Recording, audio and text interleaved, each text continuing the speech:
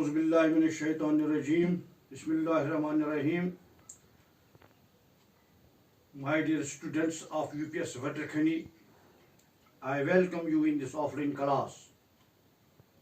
My subject is Social Science History. Topic is From Trade to Territory, the company establishes power. It means that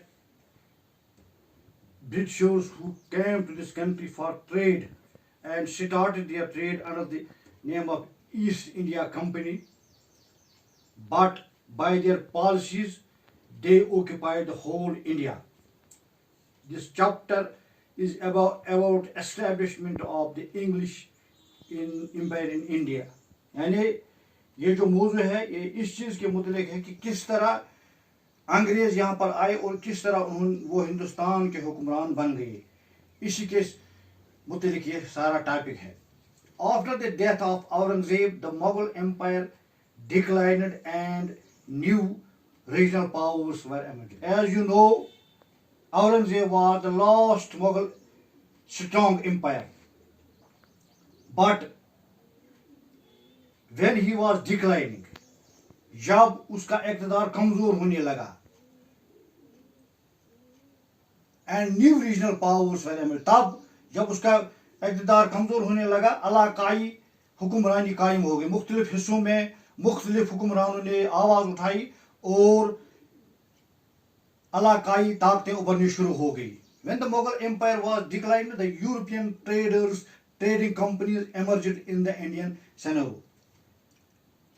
जब मुगल हुक्मरानी सवाल पजीर हो रही थी तो उस वक्त यूरोपीय ताजरों की नजरें हिंदुस्तान पर पड़ी, क्योंकि हिंदुस्तान में उनको बहुत बड़ा मार्केट दिखाई देने लगा और हिंदुस्तान में उनको रॉ मटेरियल भी मुहैया था. इसलिए उनकी तमाम यूरोपियन कंपनीज की नजरें हिंदुस्तान के बाजारों पर पड़ी और उन्होंने इस मकसद के लिए हिंदुस्तान की तरफ रुख किया. These companies belong to Dutch, Portuguese, French and British. इन कंपनियों का ताल्लुक बर्तानिया से, फ्रांस से था, पुर्तगीज से था. Most of the European countries wanted to establish monopoly over Indian trade. यानी बहुत सी यूरोपीय कंपनियां हिंदुस्तान की तिजारत पर अपनी बालादस्ती कायम करना चाहते थे. That is why they came in conflict with each other. And British emerged victorious out of this conflict. इसके लिए वो एक दूसरे पर सबकत लेने की कोशिश में लग गए. इस तरह उनके दरमियान झगड़ा शुरू हो गया, कॉन्फ्लिक्ट शुरू हो गया और इस कॉन्फ्लिक्ट में बरतानिया को फतह हासिल हुई. East India Company began trade in Bengal from where they operated in India for such a long time. When Britishers became victorious, they started their trade under the name of East India Company from Bengal. Bengal को उन्होंने अपना मरकज बनाया और यहाँ से अपनी तिजारत शुरू की और यहाँ से सारे हिंदुस्तान में वो तिजारत करने लगे. They got Diwani rights in Bengal. Diwani rights means the right to collect revenue. यानी उन्होंने एक हक हासिल किया कि वो अब मालिया भी उसूल करने, मालिया हासिल करने का हक उन्होंने हासिल किया. And from there they started conquering different states of India. और तब से ही उन्होंने हिंदुस्तान की बहुत सी रियासतों को फतह करना शुरू किया, अपने साथ मिलाना शुरू कर दिया. वहां से ही उन्होंने स्टार्ट किया. When British received right of free trade, then officials started do their personal trade as well. यानी when British received right of free trade, जब बरतानी ने यह हासिल किया कि वो फ्री तिजारत करने लगे सारे हिंदुस्तान में, इस तरह से जो बरतानी के ऑफिशियल्स यहाँ थे उन्होंने भी अलग तरीके से तिजारत शुरू करनी और इस तरह से उन्होंने बहुत दौलत बनाई, वो अमीर बन गए. This concept of free trade led to demand of more trade concessions for the company. अब कंपनी से वो और भी मुराद हासिल करने लगे. It led to the conflict between company and local rule. इसका नतीजा ये निकला कि ईस्ट इंडिया कंपनी और जो वहाँ के लोकल हुक्मरान थे उनके दरमियान एक झगड़ा शुरू हो गया. Conflict between company and Nawab of Bengal led to the Battle of Plassey. इसका नतीजा ये निकला کہ ایسٹ انڈیا کمپنی اور نواب کے بنگال کے درمیان جھگڑا شروع ہو گیا اور ایک لڑائی چھڑ گئی جس کو ہم پلاسی کی لڑائی کہتے ہیں. یہ لڑائی 1797 میں شروع ہوئی پلاسی کے مقام پر.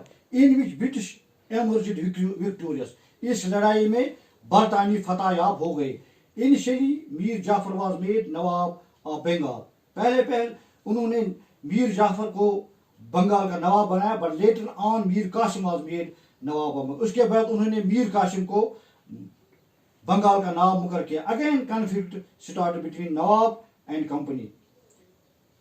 نواب اور کمپنی کے درمیان پھر جھگڑا شروع ہو گیا which result in battle of Buxar, جس کا نتیجہ یہ نکلا کہ بکسر کے مقام پر ایک اور لڑائی چھڑ گئی 1766 میں.